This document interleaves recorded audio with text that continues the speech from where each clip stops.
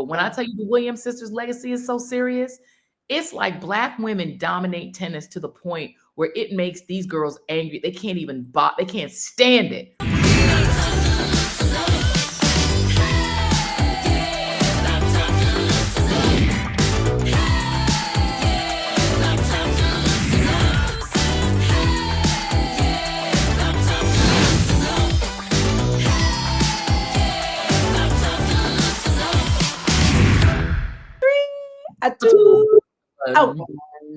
Hey everybody, welcome to Read This, Read That. I am Jackie Reed. And I'm Joyanne Reed. How you doing, cousin? Harlem. Friend. This is my sweetie left in Harlem. I love being in Harlem. Sometimes I just gotta be here. And you can say I love that. You know what song is in my head? Ding dong, the witch is dead. The wicked witch. Ding dong, the wicked witch is dead. Wake up, you sleepy head. Close your eyes. Get out of bed. Ding dong, the wicked witch. The wicked witch is very much alive. Damn it! Don't keep the witch alive forever. Girl, that song was just all around the internet. So many things happening, and we're going to talk about why that song is on so many people's minds in just a minute. But let's get a little wind down going as we welcome you to Read This, Read That. Joyanne Reed, what's your wind down? No, well, how are you doing? Because let me just say, before we get to your wind down, there were so many comments in our last episode about your wellness and people saying that they really wanted you to take care of yourself and, you know, slow down a little bit. So let's give everybody an update. You look amazing, but how are you doing? Because you always look good. Yes. Well, I mean, and again, so we recorded an interview today with Attorney General Letitia James, which is why I have a face on. Because, you know, normally in my regular life, I just have a baseball cap and some lip gloss on. So let's just be clear that I'm just on a regular basis wearing makeup. But we had to do the interview shortly before this, and I had an interview with my friend Katie Fang, lovely Katie Fang. I was on her podcast. That is why I have a face on. So just so you know. But so my wind down actually is how I'm doing. So this. Oh, okay. Go ahead. No, yeah, this is my wind down. It is literally how I was doing, and my wine today is coffee in a Joy Reid Show cup. This is me being Don Lemon, being like, let's go ahead and put the merch out. Yes, smart. We love Don. And so this week, I thought I had COVID. And look, and the reason that I thought I had COVID, like this is one of those things where my slight, like constant health paranoia sort of met up with my exhaustion. Like they finally met in that 0 point, right? So I'm here in Harlem. You can see I'm in New York, and the daughter and I are here. We're spending a couple of weeks, you know, because I'm trying to get the co-op together. I want to do some decorating. I want to do some shopping I'm trying to get it done. You know, we've been in this co-op since a while. How are you doing? How am I doing? Right. So I want to do my shopping. So we're out doing the shopping, trying to do the things. We're in Harlem doing the thing. And all of a sudden I started feeling dizzy. I started feeling like super dizzy, like I was going to pass out. And I started feeling super nauseous. And I'm like, oh my God. It was like a wave of nausea. And I had felt a little nauseous when I woke up. But I'm like, let me just keep it moving. Let me just go ahead and take my vitamins, keep it moving, keep it going. It just got worse and worse and worse as the day went on. We're literally walking around in Harlem. And I was like, we went to our last little stop where we were going to get some food. I'm standing in there waiting for the food. And I was like, I have to go, y'all. I had to abandon Wanji and the daughter and leave them and get in an Uber and leave. I was like, I can't even stay out here. So in the course of being out that day, I was like, I have to stop and get a COVID test because I was feeling so bad that I was like, this might be COVID. And the reason I thought it might be COVID is I've been traveling, as we've talked about, a lot. I've been on a lot of flights and a lot of planes. Every time I get on a plane, it's some biddies in there coughing their little asses off. They get on the plane and they open mouth cough. And we're not talking about like little, you have a dry throat. No, we're talking about hacking up a lung coughing. And the last trip when we came up here, we were sitting in seat 2 in first class. The people who were sitting in the first row was a couple. And first of all, they were grossing me out because they were feeling all over each other, acting like they was in, it was not the appropriate time and place for them to be this affectionate and sitting right in front of me. But the lady was also losing a lung. She was coughing so crazy. I start digging in my bag looking for masks. I normally have a bag of like little masks I can throw on in case the people get too choky. Girl, I was out of masks. So I took my shirt and I put it up over and I zipped it all the way up. So my shirt, I'm literally sitting on the plane.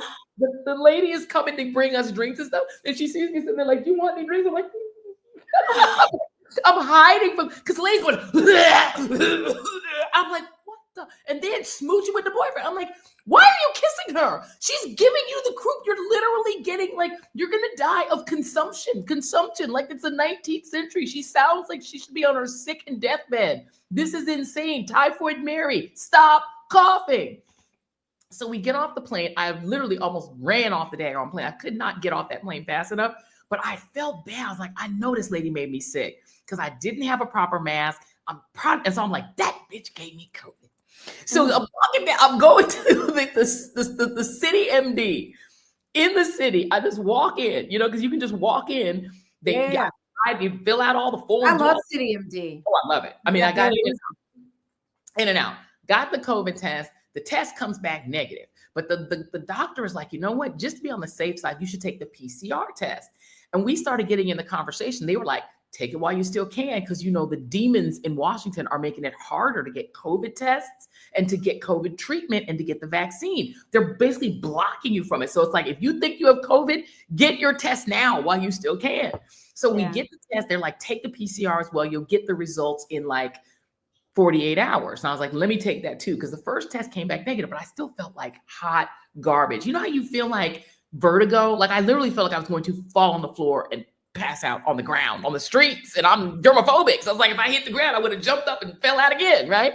So I get home, I take the test, I come home and I crash. I was in bed by like 3:30 in the afternoon. And I normally go to sleep at like 1 a.m. Passed out. I think I slept for 14 straight hours. But in the course of it, the PCR test actually came back early and it was also negative. So I still have no idea what happened. But it was like one of those experiences where I had the COVID style headache, where you have a headache and it keeps on feeling like sandpaper is going off on these two sides of your head, like somebody's rubbing sandpaper inside your brain. My heart was palpitating. I was nauseous, like I was going to throw up type of nauseous. So I still don't know what it was. I tested negative for flu A, flu B, and COVID. So I had this mystery 24-hour bug that was like the worst thing ever. But the good news is no COVID. And the other good news is, because the daughter was like being overcautious, bought me coconut water, Tums, all this stuff. So I was downing coconut water for like the next whole day. And I think I might've just been dehydrated and exhausted. But you know what? My bottom line of my wind down is sometimes your body will just slow your ass down and tell you you're doing too much, and I'm gonna put you out and put you in this bed. And so I slept for 14 hours. I woke up feeling much better. But that lady was coughing on that plane. I gave me something. Girl, that lady didn't give you nothing. That's you not taking care of yourself. That's your body talking to you, girl. I'm sending you divorce papers. I'm Were you divorcing me? I'm divorcing you. Okay. You hard-headed. No, by the way, I did do one thing that you had asked me to do. I did start taking this week. Was it CMOS? CMOS gel. I did start taking the CMOS. So I've been taking the CMOS all week. Oh, you did? I have. I've been taking. It's nasty. Ooh, it tastes terrible.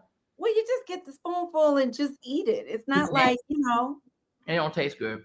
It's not. I mean, it depends. Like, I have some that has elderberry in it. Yeah. It's not bad. No, it's you know bad. what I mean?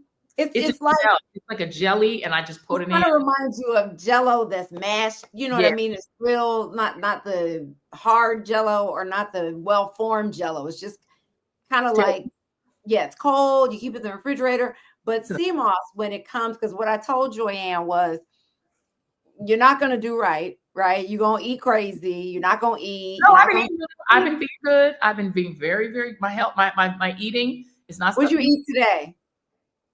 I had, well, you're not going to like it, but I had 2 boiled eggs and some, I had 2 boiled eggs and I had some Ezekiel bread. I mean, I'm back to my Ezekiel bread so I can have less gluten, because I feel like as I'm getting older, my gluten tolerance is going down. My lactose tolerance is going down. It's like my body is, I'm still in perimenopause. So everything is at war with me. So I can't eat ice cream. I don't want any milk products. And I also think milk is gross.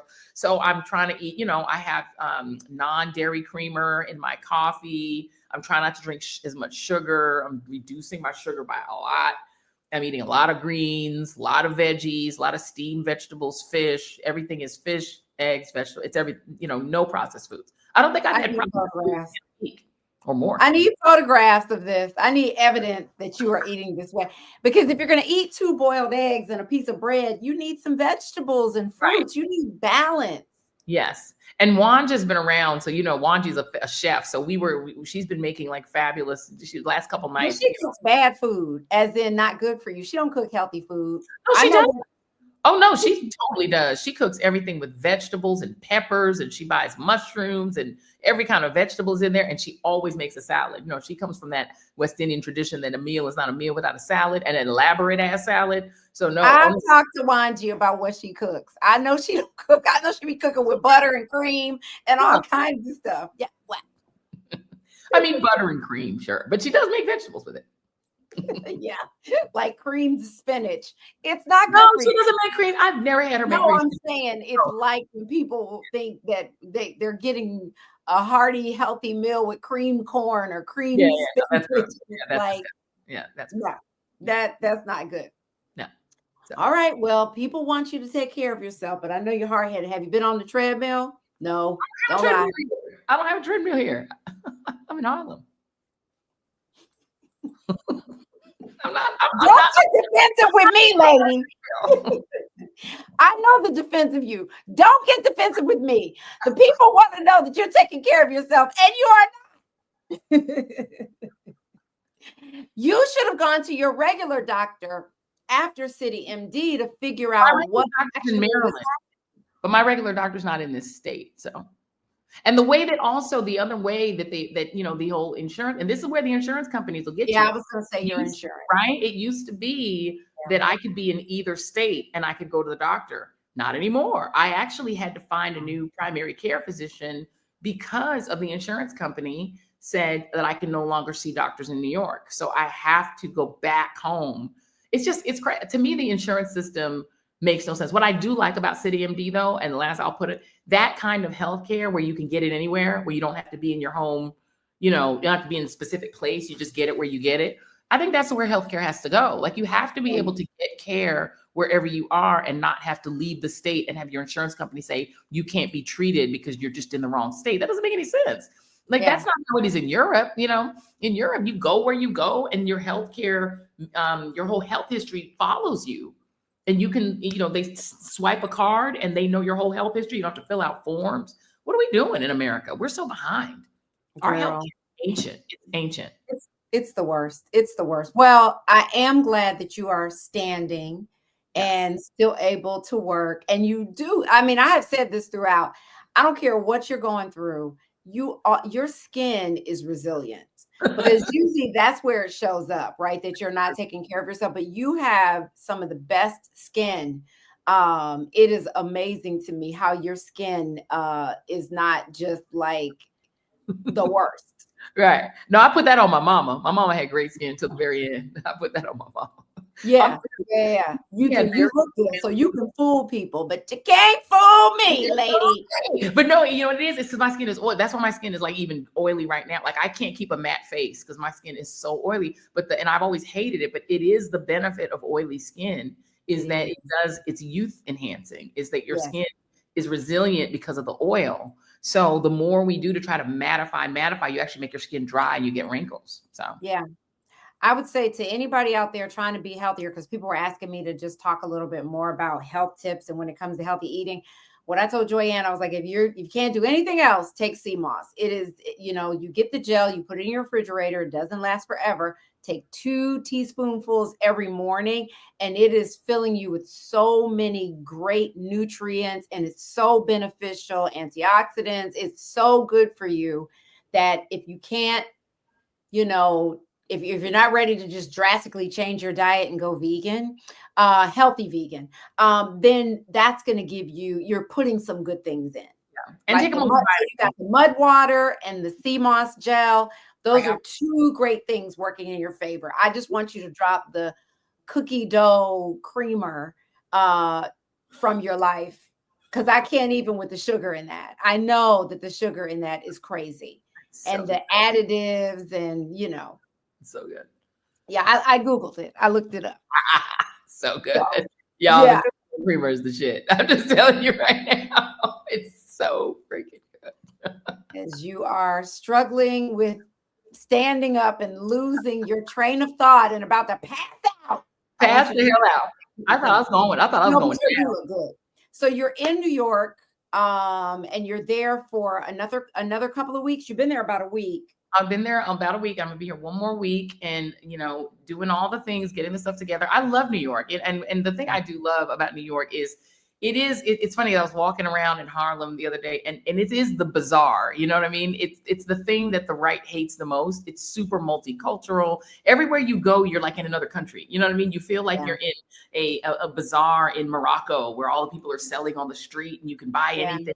Streets, you can get your shea butter, you get this, you get all, and you can kind of find anything. You don't even have to go in a store. You have all kinds of people speaking all the different languages. It's the thing that I know drives the right insane, but it's the thing I love the most about New York. It's just, it's so cosmopolitan. And then you go to a whole different part of the city and it's completely different. Then there's a park, and you have we sat by the water the other day. Yesterday, you can see kind of everything in New York. Everything. Yeah. And every kind of person.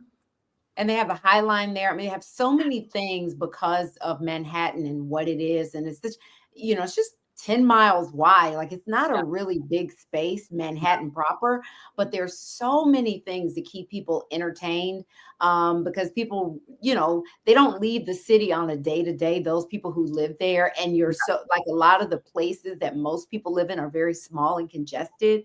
And there's not a lot of green space there.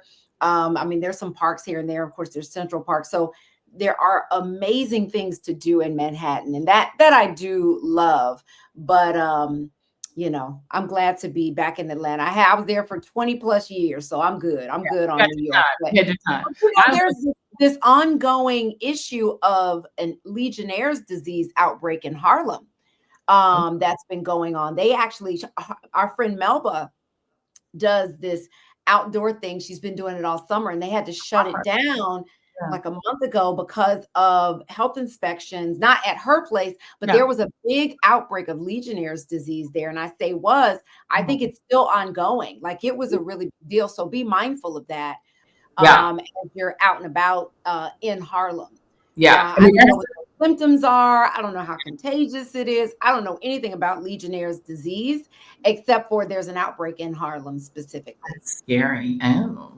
So maybe it wasn't the sneezy lady, hot chewing and coughing and screams. I hate people who travel sick like that. If you're that sick, stay the fuck home. I don't like people being sick and out. I'm like, be responsible and stay home. Or at least put a mask on. And it's funny because all the anger that people had about masking, they were so angry because they felt like it was such an imposition on their individual freedom. And I had a relative who was one of those anti-mask, really, just on it, right? Like an activist against mask cases. Yeah, go on. Well, and what changed that person's mind is I said to them, it isn't that they're telling you to mask up so that you don't get COVID.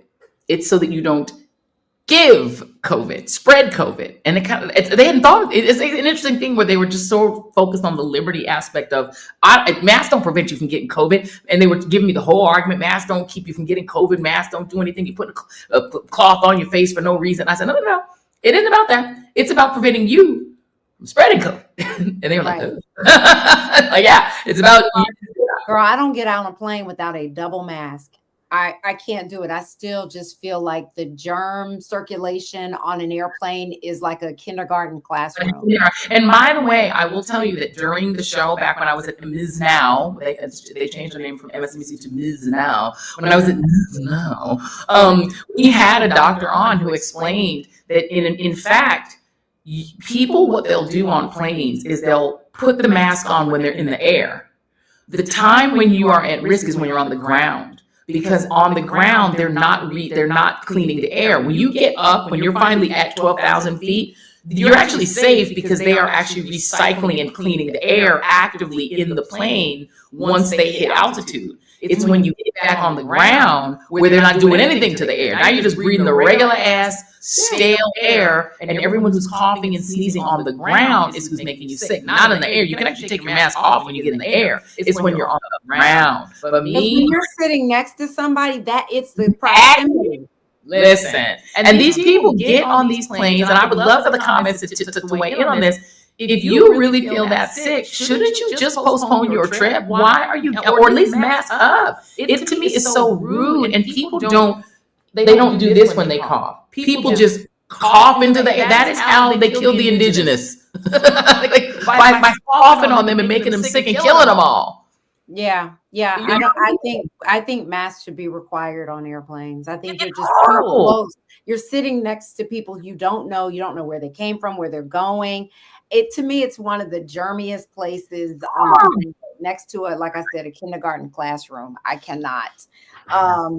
Anyway, what's your wind down, my source? Anyway, my wind down, as I'm drinking sparkling water again today, I'm trying to decrease my sugar intake for a minute. I'm really trying to make the month of September a strong wellness month. So no processed foods, very little oil at all, no fried foods. I'm already not drinking alcohol, but no, I wouldn't, if I did go out and I was like, oh, let me have a bubbly, I'm not going to do it right now. Like everything from scratch. I am trying to do, I got to wrap my head around this, a raw vegan meal in the morning, a cooked meal for lunch, and then a raw vegan meal in the evening. Because my goal is by my birthday, the end of January, is to be Sports Illustrated swimsuit ready. Okay. I'm really trying to really focus on being as fit and toned as I can. And that means, I got to step it up. As healthy as I am, I really could step some things up. So I'm trying all these new products and new workout things, lymphatic drainage and all kinds of things, which I'll detail on my Substack. For those of you who are interested in following the journey, and then I'll report back at the end of 30 days or 30 days has to be 30 days. I have a question. Yes, you in the front. Yeah, thank you. If you're not having any oil, how do you cook the food? Well, you can use water, you can use chicken broth, you can use a lot of different things. Chicken broth. I'm sorry, not chicken broth. I'm sorry, vegetable broth. You can use vegetable broth. Not chicken broth. I'm sorry. But you can use different broths to cook and saute things in. There are complete cookbooks on cooking without oil, because here's the thing about oil. I don't want to cut it out completely, but I want to lessen it. If you are really looking to drop some weight, let's say by Christmas or just in life, oil, while olive oil, especially extra virgin olive oil, and a lot of different oils are beneficial to your health, they pack a lot of calories. They pack a whole, the olive oil, Crisco saying when it comes to calories, you know what I mean? Like some people take a shot of olive oil a day because it has a lot of health benefits, but it comes with a lot of calories. So if you're eating it in a salad dressing and then you're cooking, sauteing things in it, and then you end up, think about how much you use different oils, whether it's avocado oil, grapeseed oil, whatever, calories. Oh, yeah. So what is your food can be like apples, oranges, grapes, and figs? Like, what are you gonna eat? Let me tell you what I made today. So I had some fresh zucchini and some fresh corn, and I love that combination together. So I, shucked the corn and took the zucchini and chopped it up. Excuse me. Yes. Look at me, right? Look right into the camera. I know you don't want to do this. You used the word shuck, the phrase "I shucked." Well, what is it when you peel it? You take it, you open up the corn, and then you take a knife and you take off the kernels. Does corn not already come shucked and taken off the cob, ma'am? No, you got to buy it on the cob. Now, it might not always have the leaves on it, but if you buy fresh corn and not in a can, you got to take it and wash it and do all those things. Frozen. It's just not as fresh to me. I mean, I'm not mad at frozen vegetables, but you do have to watch frozen vegetables. I wrote about this on my Substack because a lot of it comes with additives to make it more flavorful. So you're not always getting the freshest. So you got to read those ingredients with the frozen vegetables and stuff. But I love fresh corn. And it doesn't take that long. I know for you, it feels like an eternity, but you take it off. But here's what I did. I cut up all those things and I put them together and sauteed them. I used a little bit of olive oil, just a little bit, and a lot of broth. And I sauteed it, and it was so delicious. And I took a can, you'll like this, can of chickpeas, drain them and wash them, put them in a roasting pan, used a hintsy bit of olive oil for that, but a lot of vegetable broth again, salt and pepper, a little smoked paprika, garlic powder, not garlic salt, because garlic salt is the devil. Garlic powder, roasted that, and did some quinoa. And so I had quinoa, I don't know if you call it a succotash if it doesn't have tomatoes in it, but the corn and zucchini, and then the roasted chickpeas. That was my protein. Girl, it was such a delicious meal. Question. What? Lady down front. Did you make a reduction? Took an hour to make breakfast? I did not No make a reduction. No, and I'm trying to watch my carb intake. Okay. So no bread added to any of this. So no, but it was so good. How many hours did it take to do all of that? It probably took me about an hour and some change to make everything, because you're cooking multiple things at once. I mean, it takes time to cook. Listen, it takes time to cook. Listen, I'm not trying to be like Donald Trump out here. I don't know why you competing with him on being the unhealthiest person on the planet. He eats burnt steak and ketchup in McDonald's. I don't eat that.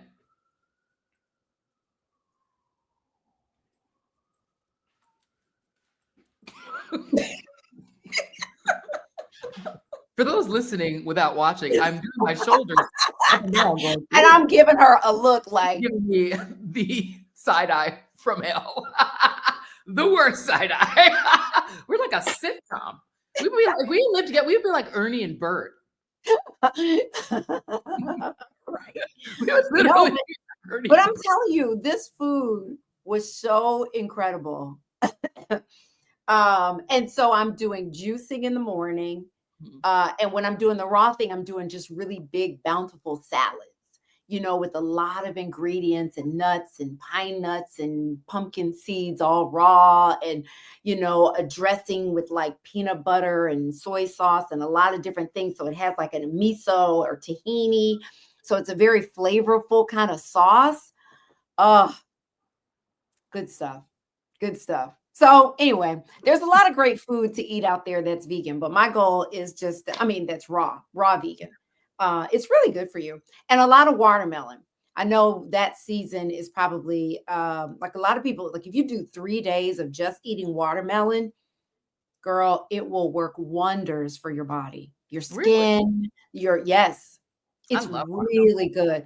And a lot of people do a water fast. I think we talked about this. Some people do it for like a long time, but they take supplements to make sure that their body is getting the right nutrients that it needs. But there are people who do water fasting for a long time. Fasting is really good for you if you do it properly. Right. I'm not a doctor. Check with your doctor before you do it. But there are different ways to fast, like a juice fast or a juice cleanse or water, or watermelon fast. People will do that where they just eat watermelon for a certain amount. I know people who've done it. It really does. Like if you're looking to lose weight or just get healthier or just kind of get your innards together, your organs, fasting is a great way Well, I to can do do watermelon fast. I love watermelon. It's it, tasty. right? Oh, I made this watermelon. It's probably too many steps for you, but I cut up a watermelon with seeds because you want seeded watermelon. Cut up Question. what? Did you get a giant big watermelon, chop it up, scoop it Yes. out? You see, Yes. you can't even buy pre-cut watermelon, folks. Do you see? Do you see what Why I'm would dealing you with? do that? Listen, get the watermelon, slice it up yourself. When I get pineapple, I buy the pineapple whole with the little thing on top. I buy it and cut it up. It takes 2 seconds. It does not take 2 It seconds. does take 2 seconds No. to cut up a pineapple. It No, really doesn't take that long. I I'm used to have telling to you. do it for my mom, and I'm telling you, it takes more than it takes quite a while because you have to cut the top off, then you have Yeah. to bore out the middle bit. You have to cut the bottom and the top. And you have I to don't do it that way. I don't do it that way. I cut off the top, I cut off the bottom, and then I take a knife and I go down the sides and turn it all the way around, go down the sides, and then I'm done. If I get a little bit of the shell in it, that's fine because I'm usually juicing it anyway, or I'll eat it. But it doesn't take that long. It's gonna take me 15 minutes to cut up a pineapple. Okay. 15 minutes. I'm gonna show you how to do it my way. You can cut, and it's so much fresher because it hasn't been sitting out all day in plastic waiting for you to buy it. I mean, it's in the plastic and it's already there, and I might as well take it out of its misery and eat it. Pew, pew, pew. I love a good pre-cut watermelon, honey. It's done. They cut it for me. I don't have to do nothing. Well, get your little pre-cut watermelon, get some fresh lemons, and you'll love this because when I make my watermelon ginger lemonade, fresh ginger, you do want to peel that. I hope you can take the moment to do that. Fresh ginger and the lemons, I just put the whole lemon. I wash them, of course, but I put the lemon peel. I just cut the lemon and put the whole lemon in the juicer because it adds a zing and a tartness to it. And I love really tart, and put a little agave in there as a sweetener. Girl, so good for you. You'll And live to delicious. 120. And I'll be stooped over me like, girl, I wish I had shut my door when I had the chance. No, but don't you like watermelon? You like watermelon, you like lemonade, watermelon, and the ginger is so good for you. I'm just saying, listen, No, at ginger some is point in our lives, and hopefully it's sooner rather than later. Hey, friend, how you doing? My feet fell out again. I'm fine, Pearl. How are you? I'm going to a yoga class. What you doing today? Well, I was gonna roll my wheelchair over to the corner and play a little cards with my elderly friends, but I can't see too good, so maybe I won't be able to do that. And who's gonna still be alive? Who's gonna still be alive to play? Nobody. No, but I'm just saying, listen, at some point in our lives, and hopefully by the time you're in your 50s, you're already making these decisions, but it's not too late to start in your 50s or beyond. Yeah. You could just listen, we got it, the high blood pressure, the heart disease, kidney disease, the diabetes, the pre-diabetes, the liver issues, the kidney disease, all of it can be prevented if you eat right. And girl, I'm not trying to live my years with all that. And I'm a girl, I'm taking you with me, damn it. I'm gonna bug the shit out of you. You want to live. You can be mad all day, girl. I don't care.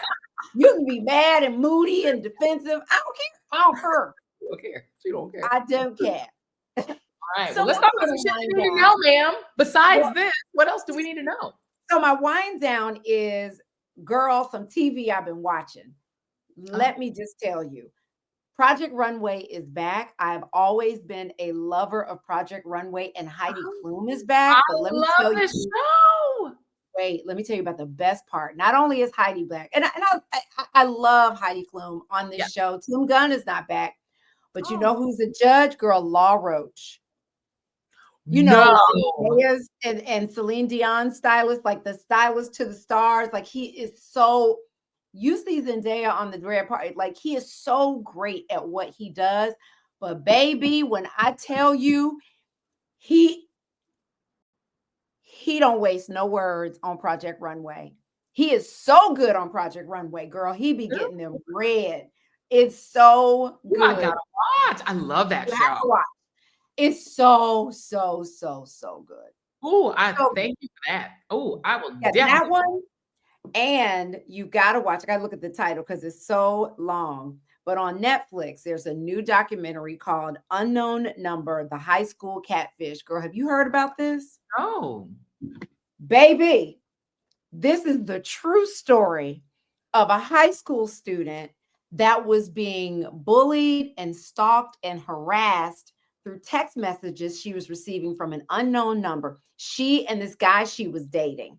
It was like a group text situation, telling her to kill herself, how ugly she is, how skinny she is, that this person who's sending the text is getting with her boyfriend, and they included them in a group text. So it's the boyfriend, the girlfriend, and this unknown. It said what was it? Unknown number is how it would come up in the caller ID.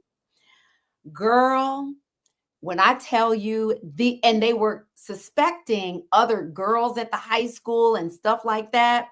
The other parent, all the parents were getting together. The girl and the boy got together and they were trying to figure it out. They finally decided it had gone too far. They went to the principal. He couldn't figure it out.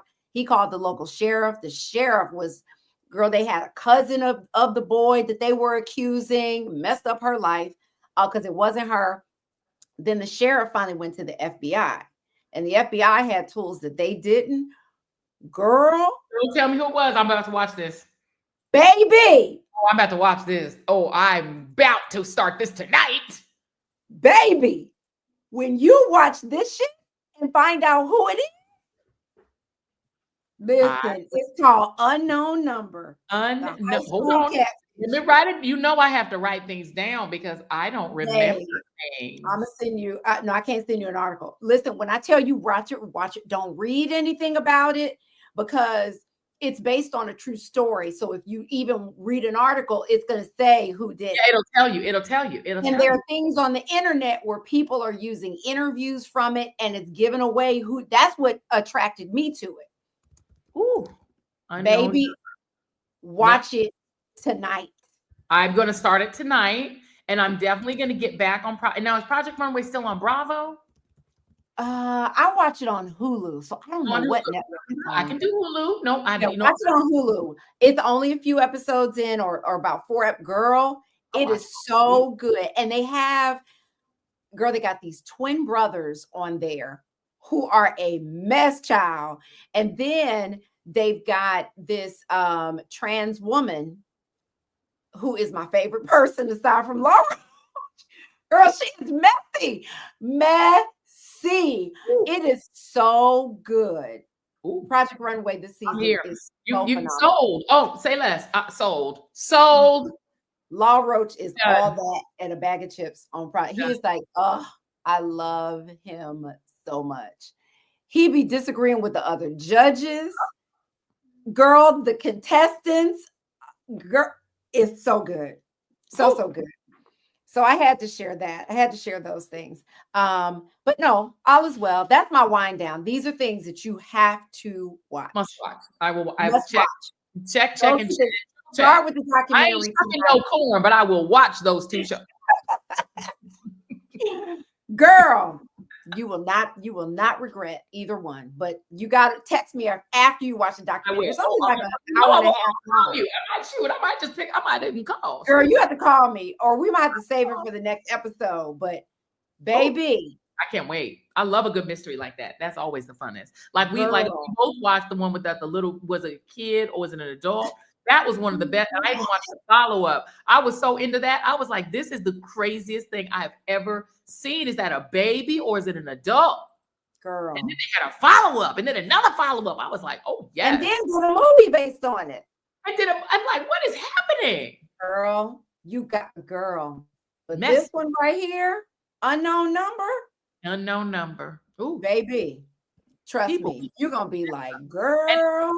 And it's probably implied, but were these people European in origin? Okay. I just wanted to check. They were from a very small one high school town. I don't think I saw one black person Probably not. Oh in no, the listen, whole town. there was one story that I watched, and I did it because I resisted covering this story when we were at Ms. Now, before it was called, when it was still called MSNBC. But when I was at I love that you call it Ms. Now. My source news of world. It's either my source news of world now, which I can only hear as Melania saying it, or it's Ms. Now. Ms. Now. So when I was working, the Murdoch story, the Richard Murdoch, the Murdochs that were in South Carolina, I think it was, where they supposedly, where the guy was this super rich and the family, they were a long line of judges, and the guy went on trial for supposedly shooting, I believe his own son. Or the son, it was, remember that? They would shooting his wife. And it was a thing of what, and everybody was convinced he was going to get off because this was a rich family. They were judges. It was crazy. And I didn't want to cover it. We were forced to go live. This is one of those times when when the bosses make you go live. We had to go live for the verdict. And I was annoyed. Thank God Katie Fang was there. I think Katie Fang and Richard, I think Katie Fang was with me that day. So thank God I had people with me because I didn't want to do it. Paul Butler and Katie Fang, I think, were with me. And when I tell you the man got convicted, and I was in shock, I was like, oh, a rich white man who's like the judges, family full of judges, got convicted of murder? What? And then I went in the wormhole and I watched at least 3 documentaries about this thing. And it is fascinating. It is this southern, very white town, but the family involved have black relatives, as so many southern white people do. You know what I mean? Because there's a lot of intermarriage that happens in the South. And so there was like a black cousin. I got so addicted to it. I love a murder mystery. I think it's so fascinating. Or a mystery like this, where it's like intrigue. Yeah. Small town intrigue is the best. It's the best. It's where all the dirt. Have you seen the documentary? And I can't remember if we talked about it on this show or not. Tell Me You Love Me with the black family. Listen, what in the fresh hell? Girl, I would have run that woman down. I'm shocked the mama didn't beat her senseless. She took this disabled man and had a whole thing happening. Y'all got to watch it. I'm not going to give it away, but when I tell you, this is the craziest, bananas crazy. Involves a black man who's deeply disabled and his white nurse, whatever she is. Like paraplegic, right? Isn't he paraplegic and can't communicate? Can't speak, but she took him on a whole journey. It was bananas. What you got? I mean, what? And as I'm watching it, I'm thinking I knew where it was going to go. And when it went there, I was like, I cannot believe that this lady did this with this man. Yeah. You guys, y'all got to watch it. We're not going to give it away. No spoilers, but listen. Y'all you gotta watch that. You gotta watch that, and you gotta watch The Gilded Age. You have to watch The Gilded Age. Like, just binge it.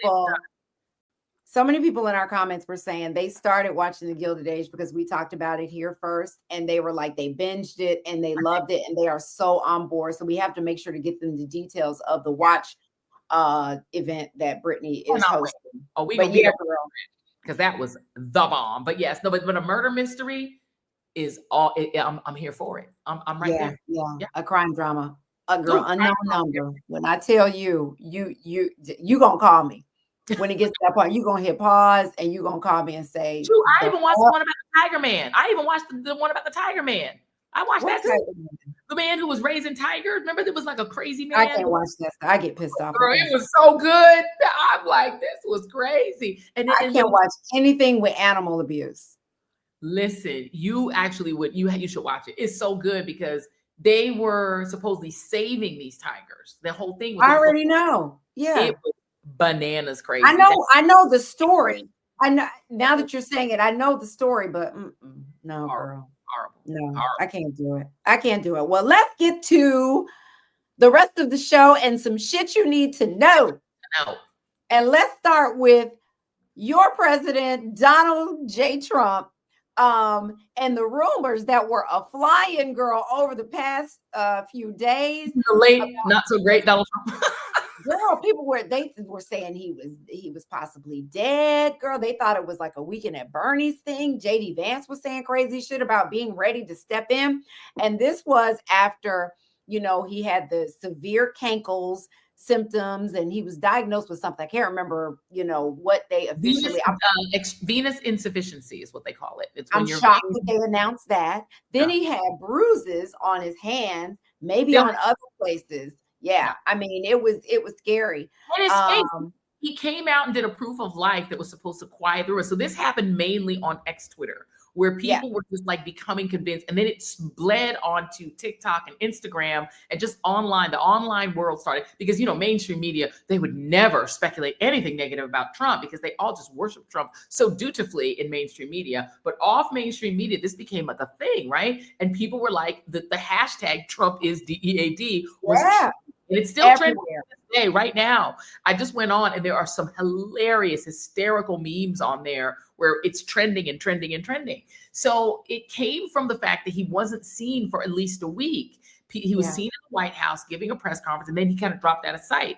He went golfing supposedly with like he don't have friends, but whatever, with some colleague or some person he's bribing or whatever. And the pictures from the golf trip, he wasn't going up to the press like he normally does. He was like camera shy, which is not Trump. He's always all in your face. And the pictures were like very suspicious. There's one where his ear looked like there were two ears.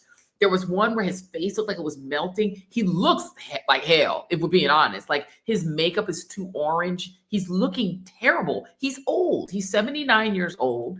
He's an old man and he's starting to age like butter or like milk. He's not aging well, okay? And so he's going downhill in the same way Biden did. And because these people had made such a big deal about Biden being senile and old and he was really dead, that was a meme among the right about Biden, that he was secretly dying. Right. Obama was really running the White House. They ran with that. And now the same base is coming for Trump the same way. And it is so hilarious to watch the same thing be done to him that was done to Biden. But on the other side, because they are conspiracy theorists, they won't let it go. And there's no, so he actually appeared. So he had a 2:00 press conference on the day that we're recording this podcast. Yeah, I didn't see it. How did he look? He looked the same. He doesn't look good. He was alive. He was definitely there with all of his cabinet. And he was speaking and he was sounding like normal Trump.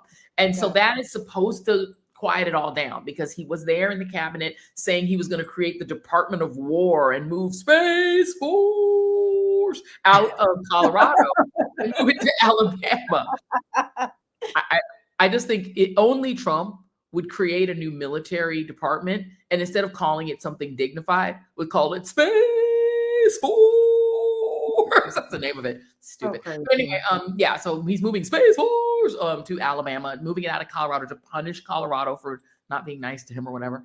And so he forced him to make this appearance today, right? Because people were really, he was golfing, or I never saw photos of him actually golfing. I saw him going to golf, right? And the press for the first time was kept at a very far distance.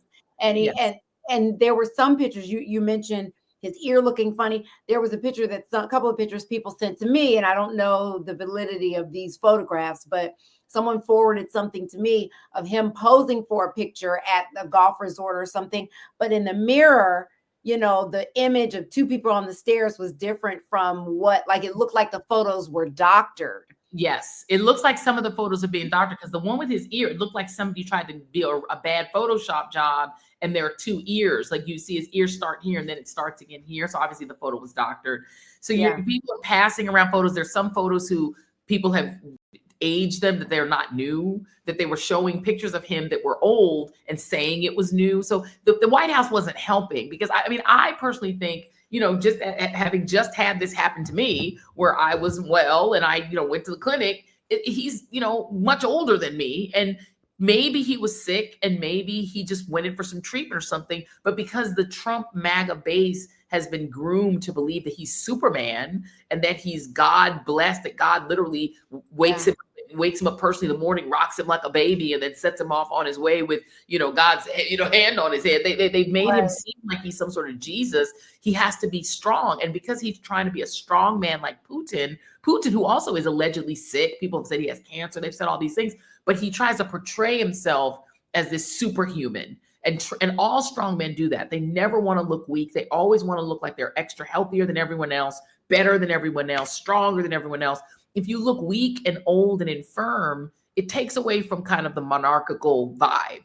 So I don't know how anyone can look at this man. I mean, he looks horrible. And look at him. He is so out of shape. He is in such bad health. And he doesn't eat vegetable. You talk about me. At least I will eat something green. This man will. He has been alleged to have said that he believes the body only has a certain amount of energy. Therefore, you should never exercise because you're using the extra energy and you shouldn't exercise. He does not jog or walk. He takes a golf cart from one place to another when you could walk. The man is overweight. He weighs at least 300 pounds. They keep saying he weighs 200 pounds. Bullshit. He looks like he weighs. He weighs less and is taller than he actually is. So if you look at his actual height with his weight, he is grossly obese. Obese. He eats horribly. It's like drinking Cokes, Coca-Cola back to back. McDonald's. That's all he eats. And then ketchup, burnt ketchup with burnt steaks with ketchup, McDonald's. And apparently he orders that McDonald's stuff in. When he has guests over to the White House, he orders McDonald's and makes them eat it. He made RFK Jr., who's supposed to be a health nut, he forced him to sit and eat McDonald's on camera, humiliatingly. He's sitting here scarfing McDonald's. You Mr. Anti-Chemicals, buddy. Why are you eating that? He makes everything. Supposedly with whatever's going on with his health, this is reportedly, I don't know the facts behind this, that he's going to shuck traditional medicine and he's going to try some crystals and some other things recommended by RFK Jr. He's going to try more holistic type remedies for whatever's going on with him. What's tragic to me is two things.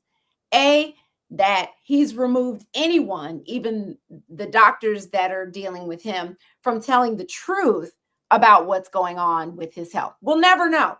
They're lying about his height. They're lying about his age.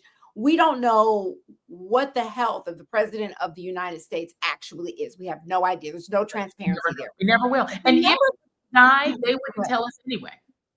This is what I'm saying. We'll never know the truth. And that's not just with this. It's with all kinds of government agencies when it comes to reports about, job growth or loss or whatever. You can't trust any of the numbers coming from this government, period. None of it. But the number two thing that bothers me, the other thing that bothers me about this whole health thing is how quiet the Democrats are, right?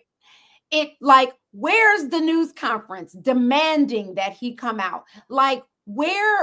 Demanding that he make an appearance, talking about the state of his health based on what we are seeing, talking about how unfit he is, the same way that not only MAGA and the media Trump and Republicans did and the media did, but Democrats did it too.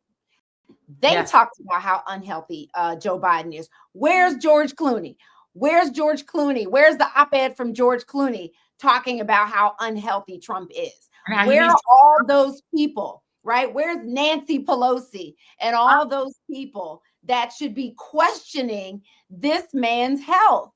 They lose, these Democrats are killing me. They lose every opportunity to get ahead of the narrative, to control the news cycle for the day. They just miss it.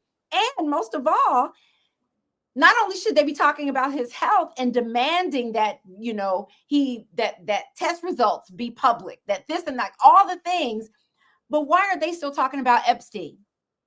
What? They should be talking about Epstein every day. That's what I'm saying.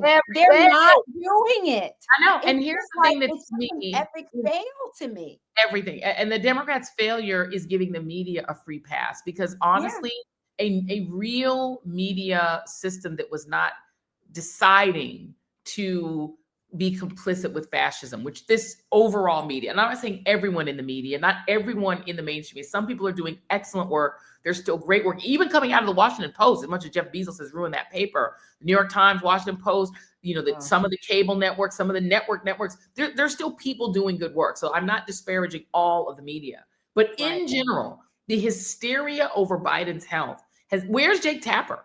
He wrote a whole book. A whole book. And pitched it for 48 hours. All you heard about on CNN was his book. Where is his investigative journalism about Trump's health? Because Trump is clearly sicker than Biden. Biden, I have a lot of issues with Biden. Y'all know about what they are, but there is no way you can convince me that Joe Biden was not healthier than Trump. He didn't have ankles swole up to hell. He could walk. He was sliding and shuffling, but he didn't have his ankles swole up to here. When he would trip and fall, people acted like it was the end of the world and he was going to die any minute. Trump shuffling along with them big ankles, scars all over his hands, falling and talking like a crazy person, like he is in mental decline. Let's talk about that. And people they ignore the fact that sometimes he don't know where he is. He don't know what city he's in. He don't know who's in front of him. I think it was the Norwegian prime minister or something who was literally in front of him and didn't know where he was. He doesn't remember when somebody's next to him, when he's introducing an athlete. He doesn't realize they're there. And look at what he's posting on social media. He's posting like a crazy person on social media. In the morning. He's and crazy stuff. Crazy stuff. Like if Biden did any of it, and the media would be all over it. They would be demanding every day for Karine Jean-Pierre to explain what is wrong with Biden, show us his medical record. They would demand that he go into Walter Reed every day and then come out and give a full report, show his x-rays. They'd want to see everything. And I have said, and I said it to Katie Banksmore, I'll say it again on this podcast, when Donald Trump had this assassination attempt, we got nothing. And the media asked for nothing. They asked for no medical records. They asked for nothing. I've never heard of it. We have everything about McKinley's assassination, the Kennedy assassination, Gerald Ford's attempted assassination, Ronald Reagan's. We know all about that. Who did it, where they were standing, what the medical situation was. We got Reagan's medical records in the 80s. You're telling me that this man got shot at, a presidential candidate who used to be president, and you're telling me that we cannot find out how his ear grew back? They claim he got shot in his ear. If you got shot with an AR-15 in your ear will be gone. But they're like, no, he was just nicked by the bullet. We don't even know. I can't even answer that question as a journalist. I'm telling you, as somebody who was literally sitting in mainstream media at the time, I cannot tell you anything about that. And when the FBI, now this was reported, when the FBI was asked if he was shot in the ear, they said no comment. No comment. This was before he came in and brought his own business while he was still a candidate. No comment, they said. And he claimed that his doctor was the congressman from Texas, the cuckoo congressman from Texas. He said that was his doctor. I'm like, y'all don't think that's weird? That a congressman is supposed to be the president's actual personal physician, and that they've released like no medical records and no FOIA? Where was the Freedom of Information, the Freedom of Information Act demand? Where were the lawsuits from the Associated Press, the lawsuits from all the news organizations? Why did they not collectively sue the administration or put in a FOIA demanding his medical records? This is a major assassination attempt against a presidential candidate, and we're getting nothing? Are you serious? And if I was Jake Tapper and I had some integrity, I would have written a book about that, right? That would have been better than the biggest mystery. It was the most iconic photo taken of a presidential candidate in modern presidential history. We don't understand how the Secret Service let him take that photo. We don't understand how the other poor guy, the poor man who was killed, where was he standing? Where was he positioned near the president? That poor man's family deserves answers. Somebody died in that, and two people died. The shooter died. No details about the shooter. Nothing. We don't know anything about him. We already have the manifesto of the trans shooter in this recent unfortunate shooting that we just saw in the Catholic school. That just literally within an hour, his manifesto was on Twitter. We had the manifesto within an hour. And I think it is fair to ask the question whether or not this assassination attempt was a hoax. If it even happened. I mean, I think it's fair to just ask for proof that it actually happened. I'm not seeing the concrete proof. I mean, there was a shooter. There was an assassination attempt on Donald Trump's life, or was it a setup? Like, I'm not clear if it was just a staged event to make him a stronger candidate in the eye of the public. I mean, because the way he was polling, I just would like to see the evidence that it was an actual thing and not a staged event. And there are major conspiracy theories about this, y'all. There are major conspiracy, and the reason there are conspiracy theories is we're not getting answers. It's the reason that there are conspiracy theories about the JFK assassination. There are too many things that don't make sense. If somebody's head is peeled off this way, but they're shot from the back, it's gonna beg questions, right? And so the reason, the lone shooter thing, there are legitimate reasons people wonder. They wonder, was the mob? He was able to scale that building, right? And and the police were inside the building, right? And so the reality is, certain things happen, and it begs questions because the presidents, we've had 4 presidents in this country assassinated: Lincoln, McKinley, JFK, 4 president assassination attempts. Reagan survived and Ford survived, right? But you're talking about a country where, 4, I think 4 died in office. But anyway, this is a country where presidents get assassinated. And when it happens, it is jarring to the public. And so when presidents or presidential candidates get shot or shot at, the public needs the answers because this is the head of state. It's the only person elected by the whole country, theoretically, right? But you're talking about in this case, not Gerald Ford, who we got all this information about, Squeaky Frome, not Ronald Reagan, where we found out the guy was in love with the lady and hated John Lennon. Like, we know all these things. Why do I know all these people at the top of my head? I know about McKinley and the anarchist that killed McKinley. You know about everything, but I know nothing about this guy, this kid who had MAGA parents, who seemed to be a Republican, who shot at Trump. And we don't know what injury Trump had. And so now when people start saying Trump is dead, this is what feeds the conspiracy theories. This is why people don't trust the system, because they don't get answers to just basic, simple questions. And as journalists, we're supposed to be skeptical of power, skeptical of the powerful, and especially skeptical of whatever a president is saying to you, because they have self-interest. So the reality that no one in the mainstream media is questioning any of this. They're letting Trump do all of these things. Didn't anyone think to wonder whether the Posse Comitatus Act might prevent Donald Trump from putting those troops in LA before a court had to do it retroactively? So it's like, we've got to start standing up for our democracy as journalists if we're expecting people to trust the media.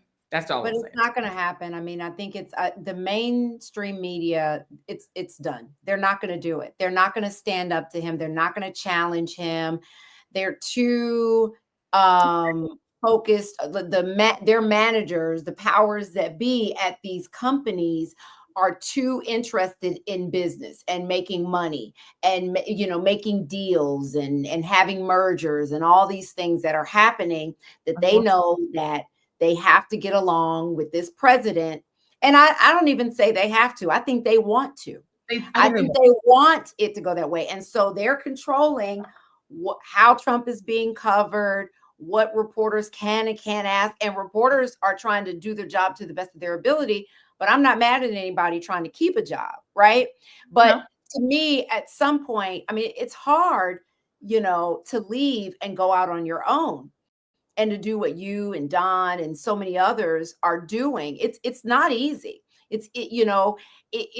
Journalism within itself, news specifically, is challenging on its own. But it's easier when you have a team behind you, that everybody's paying for that team. When it's you on your own, it's even harder. Absolutely. And so these, I'm disappointed with a lot of journalists not challenging him in the press room, the way, like the credible journalists that still are there, right? Because a lot of them have been replaced by these fake, people. I won't even call them journalists, these just a lot of fake people that are just in there to just kiss ass. But there are some journalists, but they're so careful in these news conferences with him in the way that they ask questions or don't ask questions, because they don't want to lose their access. My thing is, lose the access.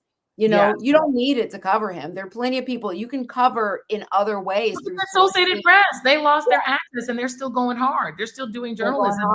lost their access, and they're like, so what? We're gonna get in there, and for now 60 minutes is. We don't know how long that's gonna last, because Ms. Lady that's running that's handing to Skydance is probably going to eventually eviscerate poor 60 Minutes and turn it into a shell of its former self. But what you're seeing is journalists, as you said, trying to keep the access and not be too mean to Trump, because they see what happens if you're too mean to Trump, and they don't want to get fired. And so they want to do their job. Or they don't want to lose their job. And these companies, as you said, they want to do mergers and acquisitions in business. So they're like, tamp it down. Don't be so hard on him. Don't ask too many questions. But who is going to ask if not the press? Who is going to ask? Because people are curious about this. They really do want to know, about these things. And when it comes to Trump's health, it is kind of important. Markets depend on it. The economy can be impacted if the president is ill. There's a reason. There's a line of succession. We need to know, well, who would be in power if something happened to Trump? This is the oldest president in our history. There is the tables are not in his favor that he'll make it through another 4 years. And he wants to run. He wants to stay in president for not just 4. He wants to run again in 2028. He'll be 80 some odd years, 80 something, 82, 83 years old. What are we talking about here? Is this guy going to be until Dianne Feinstein age? Because that's what he wants. How mentally there would he be at 90? Because he plans to be there when he's 90. And who's going to stop him? Nobody. The Supreme Court. It's clear to me that John Roberts, the Democrats, Gavin Newsom. I mean, there's some others. The mayor of Chicago, the governor of Illinois. The governor of Pennsylvania. Like, there's some the governor of Maryland who are, pushing back. But it should be a more collaborative effort. It should be something that the Democratic Party should be standing together and pushing back. Like, I could not be more disappointed with the lack of organization. They should be hounding this man. They should be filing things in court. And I know they're doing some of that. They are. But it needs to be more. It needs to be stepped up. I will give you one that I think you will appreciate. That is, I just learned today in one of my new favorite Substack follows, and pardon me to the saints, it's called That Fucking News. It's so good. I read it almost every day. There are states that are now galvanizing, blue states that are galvanizing to try to defend against what RFK Jr. is doing to our health system. Because as we said a little earlier, we essentially do not have a CDC anymore. The National Institutes of Health has been gutted. The CDC has been gutted. A lot of them are leaving, and they're leaving raising alarms. The doctors who are leaving these positions are saying, hey, be careful. This man is about to essentially make it impossible to get the COVID vaccine. They're essentially and other vaccines. And all our vaccines. They're going to try to they've already started to sneak in to get rid of childhood vaccines so that babies born from the Trump era on will not get the basic vaccines for things like hepatitis B. And so you're talking about a lot of unvaccinated children mixed in with vaccinated children. We don't know how that looks, measles is already back. We don't know if rubella comes back, mumps comes back. He's, for all we know, the bubonic plague might come back. And so wait, what are these states doing? So the states are now gathering together. A lot of these states are having these conversations in the background, not in the public eye, to create their own state-based health infrastructure to make sure that they decouple their state requirements for vaccines from the federal requirements. There are a lot of states whose state laws say that they have to follow the federal guidelines. A lot of states are rescinding that. So they're saying, no, we're not going to follow the federal guidelines. And any insurance company that operates in our state is going to follow state guidelines. They're going states' rights on them. And so they're forming compacts to say that they may mass purchase the COVID vaccine so that you can get the COVID vaccine in Illinois or Maryland or these other states. So if you live in a blue state, you'll wind up protected because they're going to have the vaccine themselves and not have to depend on the feds. So what they're showing is that you can actually use states' rights, which the white supremacists used to use to prevent themselves from having to do integration. They're essentially using a very similar strategy to protect their own citizens' health. Because by the time RFK Jr. is finished tearing up our public health infrastructure, I can't even imagine how many people, including children and elderly, are going to be dead. Yeah, I agree. All right, well, let's move on and talk about some hot topics. Something that's near and dear to both of us right now is Black women in tennis. Girl, we are everywhere. Even Venus Williams being back, she has advanced to, I want to say, the I don't know if it's the quarterfinals or the semifinals. They're playing today on this Tuesday, September 2nd, in doubles. And she was shouting out to her sister Serena saying, you need to come and watch me play this. I'm so happy for Venus, who went back so she could have healthcare coverage. But she has really been shining out there. But the biggest thing I want to talk about, aside from, I'm watching Bernie, girl, he's waking up. Oh, Bernie, oh, here we go. Taylor Townsend. I don't know this French tennis player's name, Jelena Ostapenko. I don't know how you pronounce her name, but she they had a controversial argument, just I don't even call it argument, but it got Ostapenko is this French girl basically said to this American tennis player, who is a great player, that she had no education, she had no class, among other things, and that was because she lost and she was being a poor sportswoman, and showed that she had no sportswomanship in that moment. And it blew up on the internet, so much so that this woman circled. First, she tried to defend herself, and she was saying that the way the ball hit the net and she was able to win her opponent, that usually you're supposed to apologize if the ball, tips the net that way and the judges didn't call it. You're supposed to she was like, it was just crazy that she would say that she had no education and no class. And there was this debate on social media as to whether or not those comments were considered racist. I think that they were. Yes. I said that to my good friend Kevin Frazier, who covers entertainment now, but came from sports. And he was like, in the heat of the moment in sports, a lot of people say things. He was saying he didn't think it was racist, but I was like, I love you, my friend, but you don't say that to a Black person. She has been outspoken against other opponents of hers, but has never said anything like that. No class. Never said someone had no education and no class. But she circled back finally and gave a full-throated apology. But that's because, girl, people were coming for her. I said she could have been fined and suspended. Yes. And the thing that's been beautiful, though, is you've watched all of the other amazing Black women in tennis come to the defense of this sister and say, it's almost like there's this huge bond between all of these Black women champions. And what I love about it is not just that and the fact that they're all supporting her and supporting each other, but when I tell you the Williams sisters' legacy is going to be that they unleashed what people thought Obama was going to do in politics, would just unleash this sort of barrage of Black politicians, which he kind of did. But when I tell you the Williams sisters' legacy is so serious, it's like Black women dominate tennis to the point where it makes these girls angry. They can't stand it. And that's why I do think it was racial, because it's not just her. It's like Black women keep coming. And every year there's a new Black woman tennis star. And each one is badder than the last. And it is a legacy, I believe, of Venus first and then Serena, because Venus came first. And right behind her was Serena. And then it's just been Black woman, Black woman, Black woman, Black. Between that and the way we don't took over. Black men are really out there. You don't hear as much about them. There's not as many of them, but they are there in tennis as well. But my thing is, I'm glad, because first it was about the rules, right? Even if we had the money to play, the rules kept us out. And not many of us had not only the money, but the access to the tennis clubs, to the trainers and coaches that it takes. Thank God Venus and Serena had their father to train them so they could be as good as they needed to be, to get the attention that they did, to get the coaching and the endorsements that they needed to go that extra mile. I remember, growing up and being a competitive gymnast, and my family was middle class, girl, that stuff cost money. And when you had to travel for meets, we had to stay with other families. You didn't know what you were getting when you were going to stay with other families. And so it cost a lot of money. And there were times where my parents couldn't afford to, make the payments. And it was the same in cheerleading.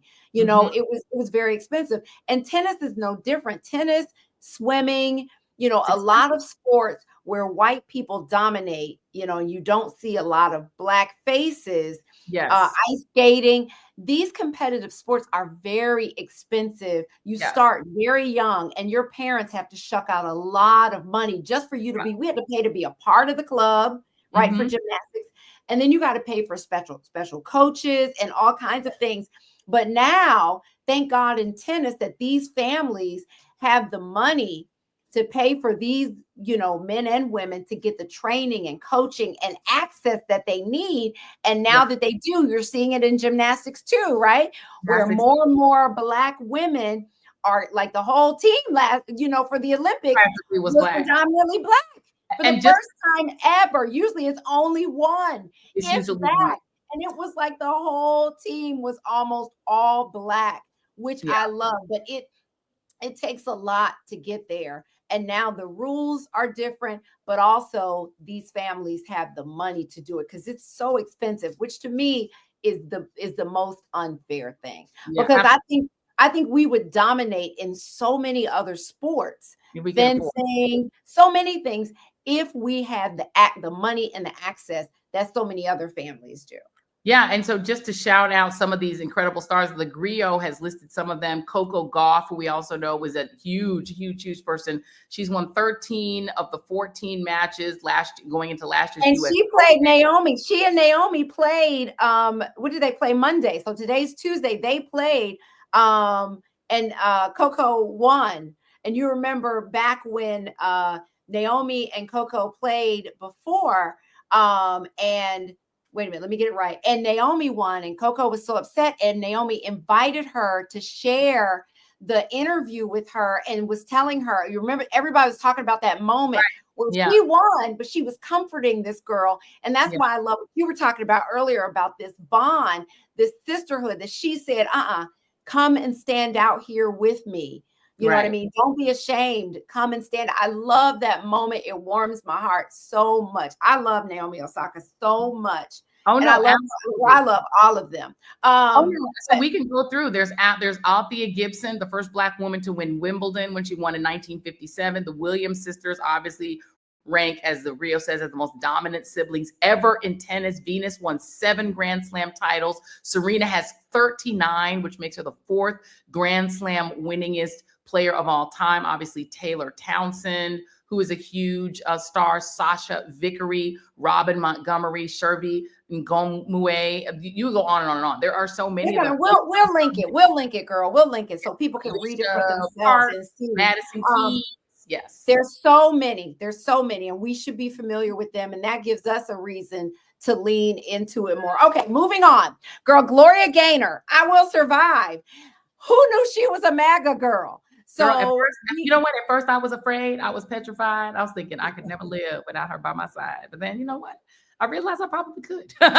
People are killing her in the comments with her own lyrics, honey. She not only is MAGA, she has given tens of thousands of dollars to other organizations, Cruz, Republican organizations, Republican candidates, and she is all the way MAGA. And the way this was revealed is that she was the only black to be included in Trump's version of the Kennedy Center honors. They nominated her and a bunch of other has-been stars, and she is going to go and accept it proudly because she is one of them, y'all. And the gays are cooking her on social media. They're like, you came and took all our LGBTQ money, did not tell you didn't like us, you weren't with us, and y'all, they said, you go on now, go. Walk out the door. Just turn around now because you're not welcome anymore. They are killing her with her own lyrics. And I'm so disappointed in her, right? I was really rooting for her as someone who has legendary status, right, in the music world, because that I Will Survive song has stood the test of time. It's an anthem for so many people, right? But this woman is MAGA all the way. And I'm just like, what's going on, auntie? Like, what's happening? I think, you know what it is? I think because she's a mega Christian. And a lot of these MAGAs they come from the Christian right. And that's why they get pulled in. They get pulled in. And that's so ironic because Donald Trump is the most ungodly, unchristian maniac I've ever seen. He is the most nothing about him says Christian. Jesus would be like, what the hell? Why are you here trying to put in with me? He ain't with me. But they act like he is sent straight from God. And that's a lot of these. They think he's funny. They will kind of overlook the things that he says and does. Grab him by the. What he says, because they're like, oh, he's so funny. Oh, he's this, he's that. But they look at, Roe v. Wade, and they look at other things that he's done. They feel strongly about the immigration situation. Yeah. Even though that's ironic, about these people. But there are thousands of verses in the Bible saying you're supposed to care for the immigrant. It's literally unbiblical to be anti-immigration. It is anti-Christ. Right. It is literally anti-Christ to be against immigration. It's all in the red letters. And then put aside even what Jesus said himself. It's thousands of verses in the Bible, period, about being kind to immigrants. What are you talking about? The whole story of the Israelites is them having to immigrate, having them to go here and go there, going everywhere, not wanted anywhere. What are you talking about? These people are unbiblical. They're unbiblical, and they're godly, and they're not. Girl, they're not. I can't. They are not. People are saying Donna Summer version was better. Like there's all the comments are everything. She's getting just destroyed on social media. She does. And here's what's so hilarious about Gloria Gaynor. She has one hit. Okay, name another Gloria Gaynor song.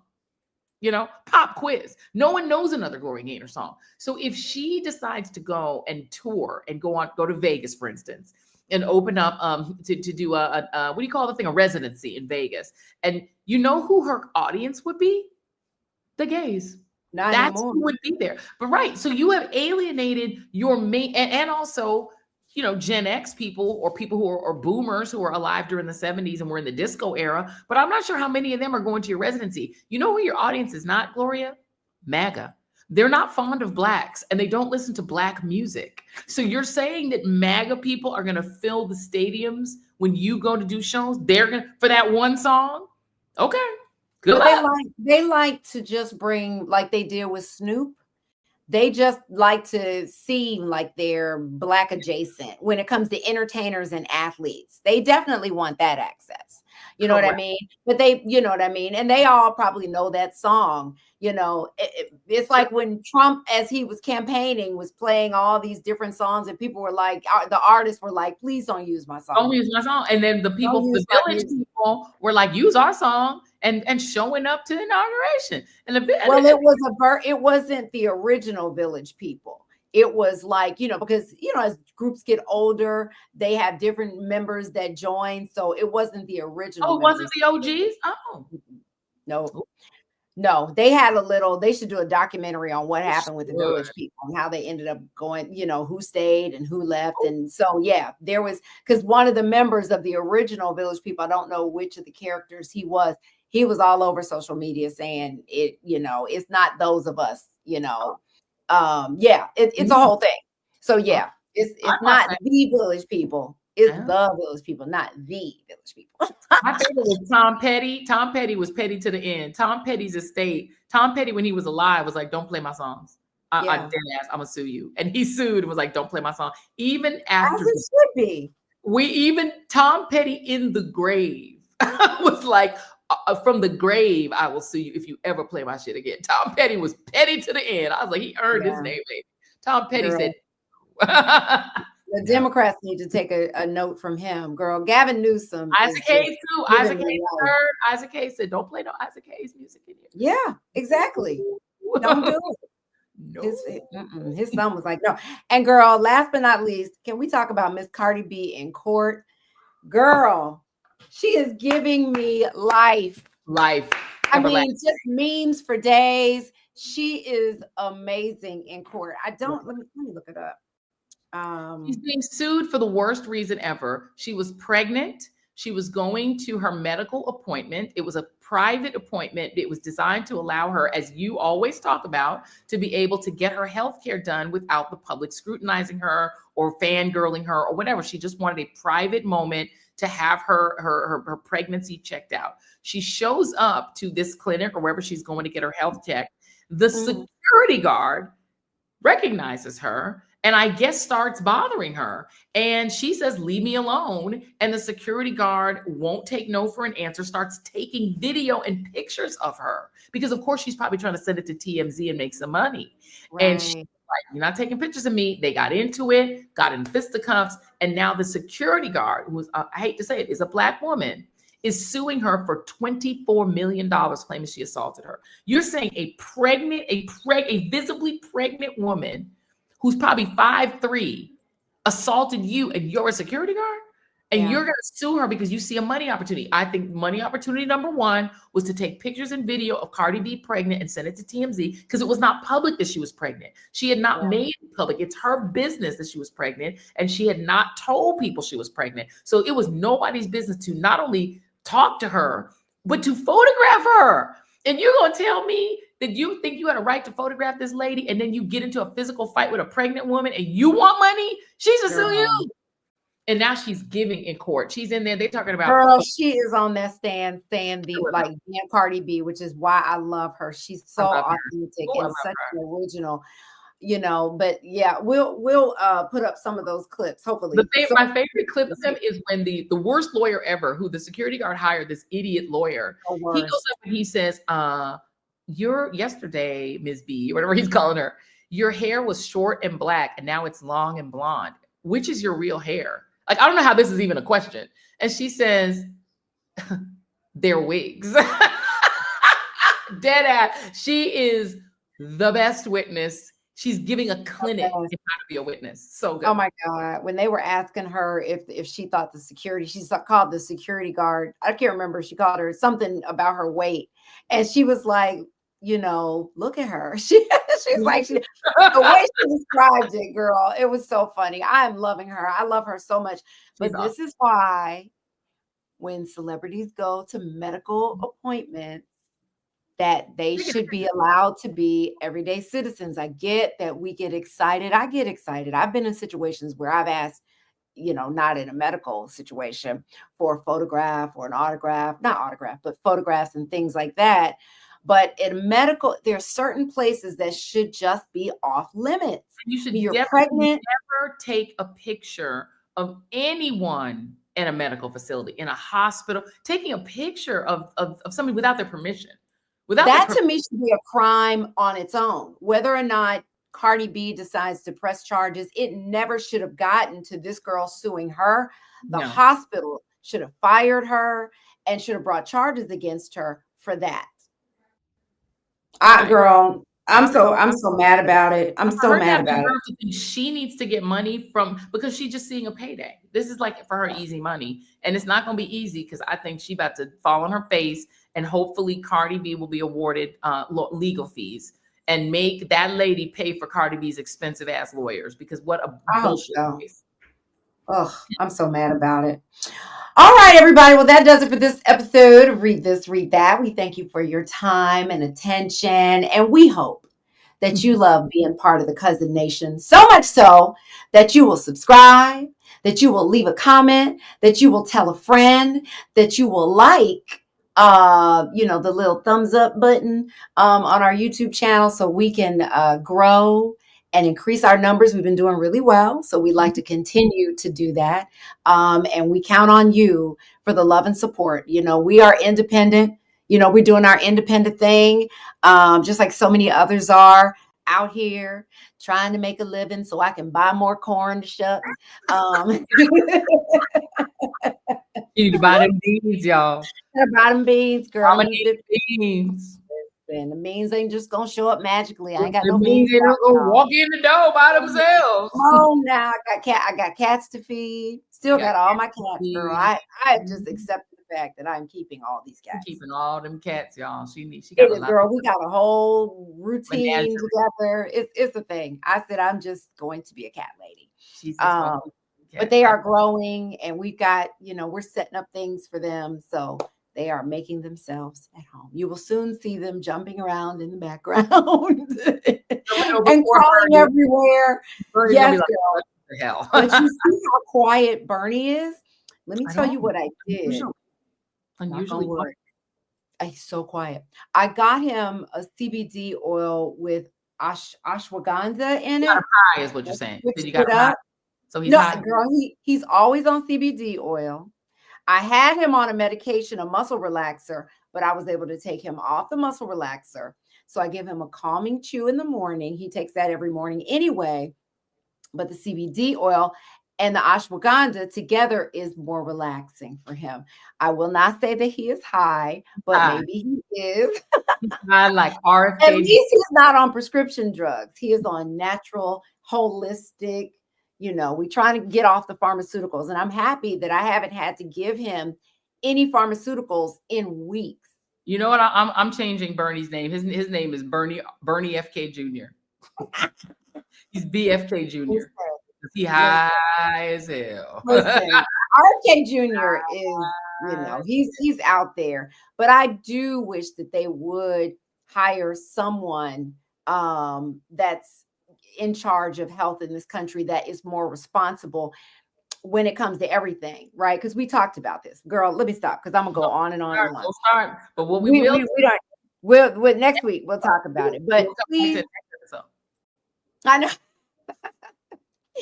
But you guys, we love you guys so much. We read all the comments, so we appreciate all the love. It seems like we have cleaned out a lot of the haters that were not a lot. The haters that were in there are all gone, and so we get a lot of love. Joyanne, I'm gonna stay on her, y'all. A lot of people ask me to stay on you, so I will do that. I'm not gonna give up on her. I was talking about giving her divorce papers, but I'm not going to divorce me, y'all. She's gonna leave me in the lurch. Shit out of her. So by the way, if she tried to leave me, I would just be on her doorstep with the other cats. I would just be literally like, I'll be laying like this, Steve. Meow. I know. You can't get rid of me. And you can't like that. You can't get rid of me. She's been trying to get rid of me since 2012. 2012, and I'm still here. Never. We're still here. And we want you guys to make sure, in addition to supporting this one, go to joyannereid.com. So you can support all the things that Joyanne is doing. We want you to support the Joy Reid Show. We want you to support her Substack and all the things. Follow, show her some love. Yes, she's got merch now. Merch. I love it. So please go to joyannereid.com and you'll be able to find all the places that you can follow and show love and support for Joyanne, our own national treasure. We love her. Thank you very much. And of course, you have to also support Jackie Reid at vegansexycool.com, where you can learn all the fabulous recipes that will take you just an hour and a half to make every morning, noon, and night. You can spend hours and hours making fresh vegetable deals and also, making a reduction and doing all those complex cooking magic that's going to make you live to be 120 and be sexy and vegan and cool all the same damn time. So please go to vegansexycool.com and also the Jackie Reid Experience, because you know what? You want to have the Jackie Reid Experience. Don't make me have it by myself. I'm having the Jackie Reid Experience every day. So you need to have it too and enjoy it. To watch, fun things to do, great places to go, and you're just going to learn so much, and you're going to fall in love with Jackie Reid, just as we all have. How do you not love this lady? Even when she's telling you to shuck corn. So she won't make you do it either. She'll shuck it for you. Maybe. I don't know. Anyway, I absolutely will, but you can do it. You can do it very quickly. Like you can cut a pineapple in less than 15 minutes. I will take the juicer brand. I will take that. You can send me that. I'll take that. Okay. I'm going to send that to you right now because you do need to juice. These are going to change your life. I'm telling you. That one I'll take. All right, you guys. Thank you. Love you. Bye. Bye. Bye.